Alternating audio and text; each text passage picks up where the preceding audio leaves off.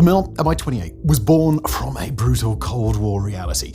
The Soviet Union needed a dedicated attack helicopter that could match and hopefully even surpass the American AH-64 Apache. Developed in the late 1970s, it was built to deliver raw firepower, ensure battlefield survivability, and destroy enemy armor. Now, while the Apache would eventually come to dominate Western attack helicopter forces, the Mi-28's journey was far from straightforward. Political struggles, it was the Soviet Union, budget cuts, and intense rivalry with the radical Ka-50 nearly doomed it before it even saw combat. And yet today, the Mi-28N, or Night Hunter variant, stands as a stalwart of the Russian armed forces, a machine refined and hardened over decades of conflict. So how did it get here and what's its story? Well, the answers are a bit stranger than you probably imagine. So let's jump in. Squarespace is the sponsor of today's video. Long-time friends of the show. I built my personal website on Squarespace years ago. It was super easy. I recently built another Squarespace website for a secret project that I'm working on. And it was somehow, I've talked many times about how easy it was to make a Squarespace website in the past. They've now made it even easier. They've got like all these AI tools. They call it AI Blueprints. And it suggests these layouts based on what you do, which you could say lazy. I call it efficient. You decide though. And they also do SEO, so Squarespace does everything. Meta tags, sitemaps, all that search engine stuff, which I don't really understand, but I'm glad they do it for me. It allows people to actually find the site that you made. And if you're like me and you don't want to write marketing emails from scratch, who does? Their email campaigns make it dead simple to keep in touch with your audience, schedule things, and also not annoy everyone who signed up for your newsletter. So go to squarespace.com/megaprojects and you will get a free trial. And when you're ready to launch, use the code megaprojects to save 10% off your first purchase of a website or a domain. Now back to today's episode. From concept to production. So, the development of the Mi-28 began all the way back in the late 1970s under the direction of Marat Tishchenko, the protege and successor of Mikhail Mil, the very man whose name was literally on the design bureau and who was also responsible for many iconic Soviet helicopters, from the humble Mi-1 all the way to the V-12, the largest helicopter ever made, by the way. I think we made a video on that previously. Tishchenko's work on the Mi-28 began in December 1976 when Soviet authorities issued a directive calling for a new dedicated attack helicopter. Now, this directive set off competition between Mil and Kamov, the rival bureau known for designs such as the Ka-25, as each vied for the contract. Kamov proposed the V-80, later known as the Ka-50 Black Shark. In true Kamov fashion, this design did away with the traditional tail rotor, instead relying on a pair of coaxial contra-rotating rotors to maintain directional control. It's impossible. How? I tried to demonstrate contra-rotation. It doesn't work. Tiny brain, remember? Additionally, the Kamov design featured a single seat layout that incorporated a variety of advanced technologies, ensuring that the pilot would not be overburdened with tasks. Tishchenko, however, opted for a more conventional approach with his Project 280 design, the working name for the Mi-28 during its development. His design featured a two-seat tandem layout, complete with a tail rotor on the back, a rotor on top, it is a helicopter, and some heavy firepower integrated into the overall configuration. George, who wrote the script, just put heavy in all caps. Heavy firepower. And because it's worth saying this explicitly, just to be safe, the Mi-28 also had no troop carrying capabilities, unlike its older sibling, the Mi-24. This was the choice of the Soviet government, however, not Tishchenko. That's what they meant when they said they wanted a dedicated attack helicopter, not a attack helicopter that also does troop carrying. Now, with that said, the Mi-28 prototype, designated 012, conducted its initial hover on the 10th of November 1982, followed by its first full flight a month or so later on the 19th of December, piloted by G. Karapetyan and V. Tishgankov. These early trials were successful, and by 1984, the Mi-28 had completed the first phase of state testing while demonstrating excellent speed, agility, and firepower. Encouraged by the results, the Ministry of Aviation Industry began preparations for mass production, aiming for service entry by the late 1980s. However, the Ka-50 performed well in testing, and its novel single-pilot concept captured the attention of Soviet military planners, so much so that they chose it over the Mi-28, reasoning that its advanced technology offered greater long-term benefits amid the never-ending game of intercontinental one-upmanship that characterized the Cold War. Consequently, the Mi-28 was formally sidelined in October 1984, with all state funding firmly redirected towards its rival. Tishchenko wasn't having any of that, though. He knew a good helicopter when he saw one, and by Jove, his Mi-28 was exactly that. Or so he reasoned. As a result, both he and Mill more broadly continued working on their design, albeit at a much reduced pace. Wherever they had spare man-hours and materials available, they'd crack on with it.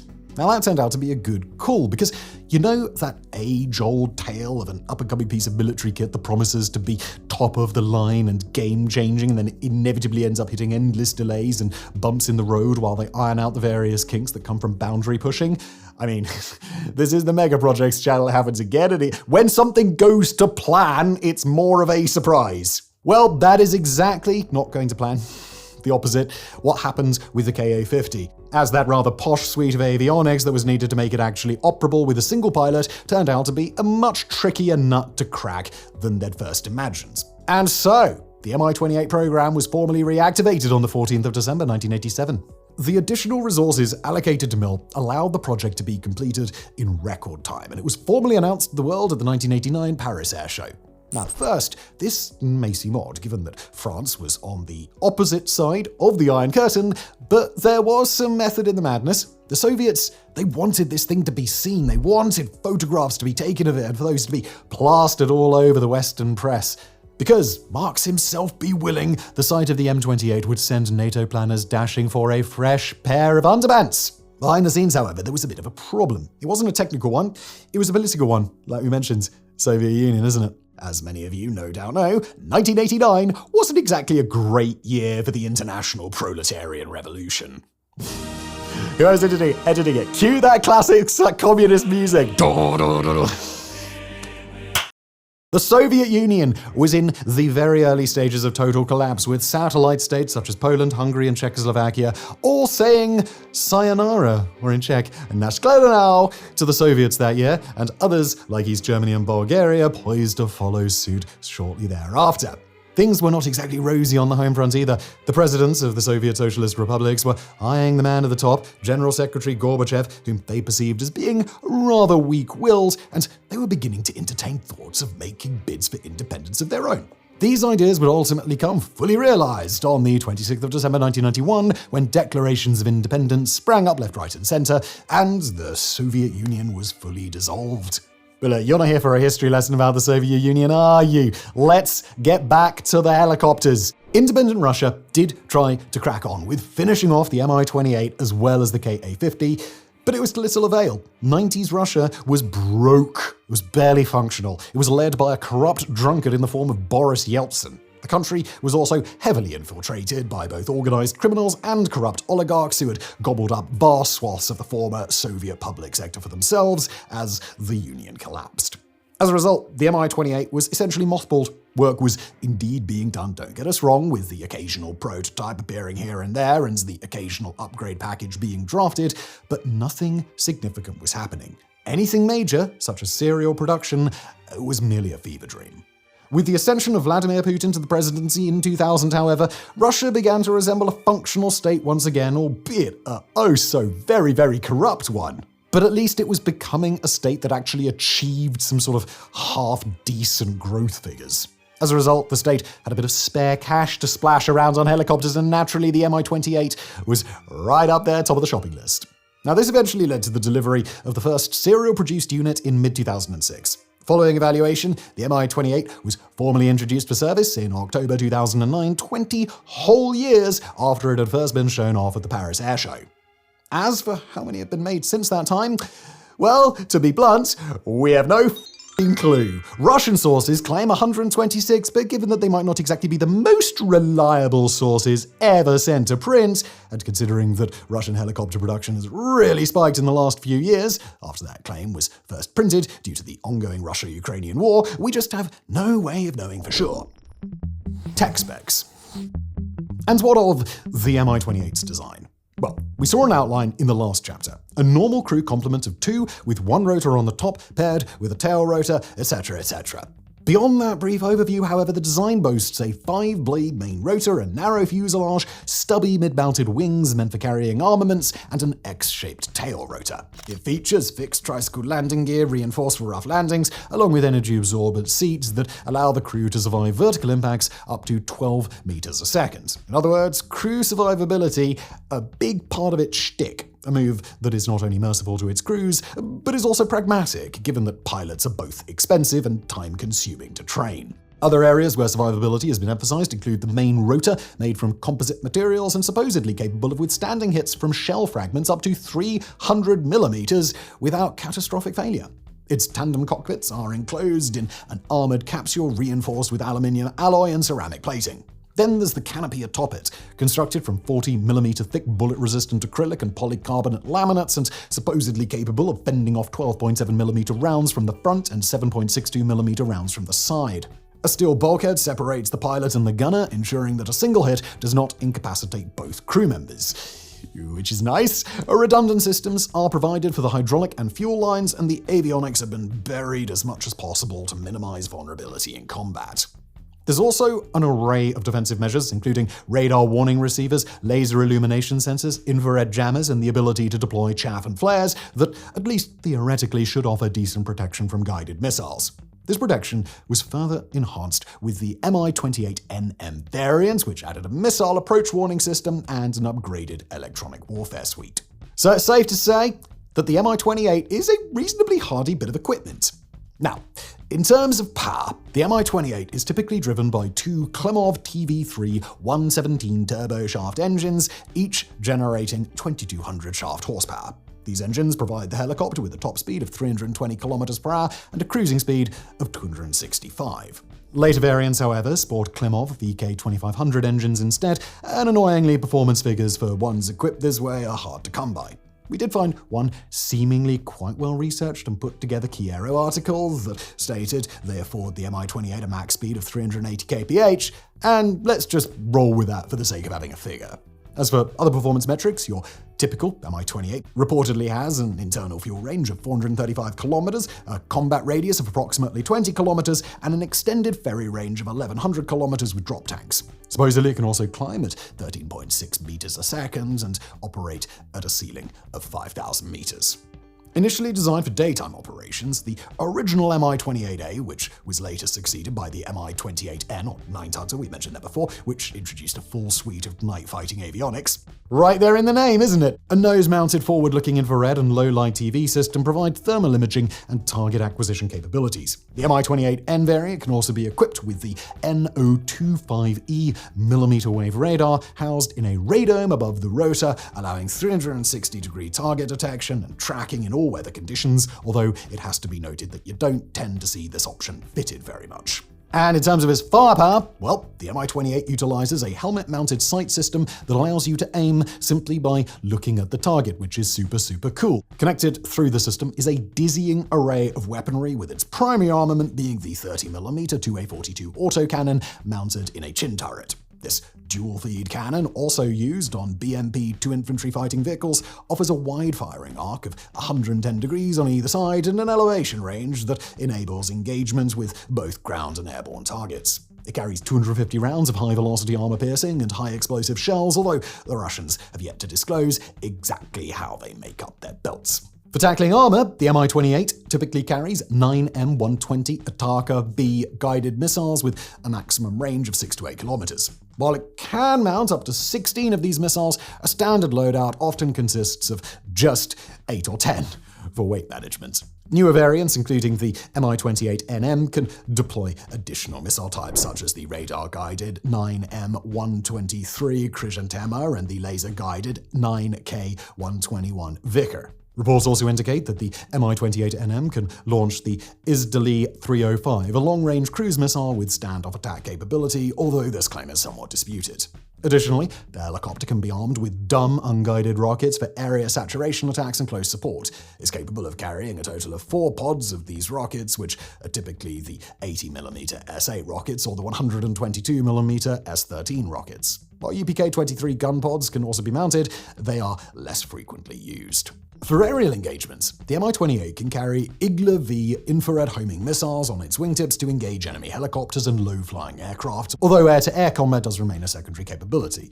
With a total payload capacity of 1,500 kilos, the helicopter offers flexible loadouts tailored to mission requirements. And look, because we've already touched on a whole bunch of variants today, here's a quick rundown of the major types to make things easier. There's the Mi-28A, that's the initial production version from the 80s designed for daytime operations. Only a few of these were ever built for evaluation. Then there's the Night Hunter one, the primary operational variant, which was introduced in the mid-2000s. It's got that night and all-weather capability. Then there's the Mi-28NE, which is the export version of the Night Hunter, tailored toward countries like Iraq and Algeria. Then there's the Mi-28UB, which is a dual-control trainer version that comes with an additional set of flight controls for instructor training. And then there is the most advanced version, the Mi-28NM, which has been dubbed the Super Hunter, which boasts several enhancements. It's got the H025M radar with extended range and multi-target tracking capabilities, an upgraded OPS-28M thermal sight, improved VK-2500 engines, a modernized cockpit layout, and the ability to deploy the latest Russian guided missiles. It's safe to say that after all of these upgrades, the Mi-28 seems pretty impressive, right? But the big question is it really as formidable as it appears, or is it a bit like the rest of the Russian military? Well, let's find out by examining its combat record, shall we? The Mi-28 has had a long road to active combat. Early prototypes missed the Soviet-Afghan War, and throughout the 1990s, the state of Russia meant that it remained little more than a concept. It wasn't until the mid-2010s that the Russian military finally put the Mi-28N into service. The helicopter got its first real chance to prove its worth during the Syrian civil war in 2016, when it was deployed in support of Syrian army offensives. Operating from Khmeimim Air Base, they worked alongside Ka-52s, a refined variant of the Mi-28's old Soviet-era rival, flying night missions, escorting search and rescue teams, and striking ISIS strongholds. And they seem to be doing pretty darn well. Until April the 11th, 2016, when one crashed near Homs, killing both pilots. A full investigation was carried out, attributing the cause either to pilot disorientation or night vision failure rather than enemy fire. But that was a Russian military report, so, big grain of salt. Ultimately, though pretty interesting, we're not going to dwell too much on its use against ISIS. While we encounter occasional allusions to potential technical issues, which sure are useful, the conflict wasn't exactly what you'd call a near-peer one, is it? In other words, this helicopter basically managed to fly around the desert and blow up a bunch of enthusiastic militants using outdated Cold War gear that they barely know how to use, and, well, they managed to not crash 99% of the time, so well done? So, let's shift our focus to the Russia-Ukrainian conflict. Over there, it is indeed encountering some difficulties. Indeed, the writer of today's piece, thank you, George, got a bit of military analyst on this, and he searched for evidence of ones that have been either damaged or destroyed in combat. He found 16 in total, 11 of which were shot out of the sky, 1 taken out on the ground, and 4 damaged on the ground, though likely left in a repairable condition. But does that make it a bad helicopter? As a fact in isolation, no, not at all. Helicopters are going to get shot down in war, no matter how good they are, and that's just fact. Put it this way, the US Army alone lost over 300 Cobras in Vietnam, and yet we don't have any issue remembering that as a cracking bit of kit. And to be fair, while it is hard to gauge true quality until the war is over and we have the chance to retroactively review all sources of information in depth, it certainly doesn't seem like the Mi-28 is performing poorly by any stretch of the imagination. Sure, it struggled in the early days of the invasion, but that was the case for all Russian attack helicopters. Both Ka-52s and Mi-24s often met their end at the face of modern Ukrainian air defenses and innovative battlefield tactics during those early days. However, Russia has since adapted, making a strong case that the issue lies not with its helicopters, including the Mi-28, but with the tactics used in their deployments. As noted by Lieutenant Colonel Emilio Pellegrini of NATO's Joint Air Power Competence Center, Russian forces refined their attack helicopter strategies by integrating improved equipment and operational strategies to maximize survivability, and this is evident as significantly fewer helicopters were recorded as destroyed as the war progressed. Despite these adjustments, the Mi-28 remains far from invulnerable though. In fact, the odd one has indeed been shot down more recently, as you can see here. The continuing threat primarily stems from the extensive use of cost-effective first-person view or FPV drones by the Ukrainians. Costing as little as $1,500, these drones have been effectively employed to target and destroy high-value Russian helicopters, including the Mi-28, which by most estimates carries a price tag of $13 million. By aiming for critical components such as the tail rotor, these drones can inflict catastrophic loss of control, leaving even heavily armored helicopters defenseless and sending them crashing right to the ground. Do note, however, that throughout the latter half of this chapter, we have been discussing all Russian helicopters. And that is very intentional, because based on the available evidence, the Mi-28 is not uniquely prone to failure any more than any other type currently deployed. And with that in mind, and with this information at hand, we can only conclude that, yeah, it seems alright. Dare we say it? It might actually even be good. And so, with that, our video reaches its end. If nothing else, the Mi-28 story is one of persistence. It was conceived in a country that no longer exists, shelved in favor of something deemed more ambitious, and then dragged back into the spotlight when reality set in. It survived economic collapse, political upheaval, and decades of delays, not because it was revolutionary, but because it was necessary. Whether that necessity will carry it into the future, that's another matter entirely. The battlefield is changing, and the tools of war are evolving faster than ever. Yet for now, the Mi-28 still flies, not as a relic of the past, but as a machine that, against all odds, has found its place in the present. Thank you for watching.